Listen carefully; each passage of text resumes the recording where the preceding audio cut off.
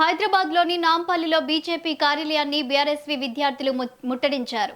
పార్లమెంటులో BJP MP Tejaswi చేసిన వ్యాఖ్యలపై నిరసనగా ఈ ఆందోళన చేపట్టారు. పార్లమెంటులో తెలంగాణ ఏర్పాటును పాకిస్తాన్తో పోల్చుతూ వ్యాఖ్యలు చేశారని ఆరోపిస్తూ బీఆర్ఎస్వీ తీవ్ర ఆగ్రహం వ్యక్తం చేసింది.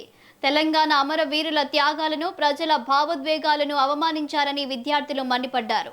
ఈ సందర్భంగా బీజేపీ కార్యాలయం ముందు తేజస్వి చిత్రపటాన్ని దహనం చేశారు. బీజేపీ ఎంపీ వెంటనే తెలంగాణ ప్రజలకు క్షమాపణ చెప్పాలని, లేదంటే పెద్ద ఎత్తున ఆందోళనలు చేపడతామని బీఆర్ఎస్వీ హెచ్చరించింది.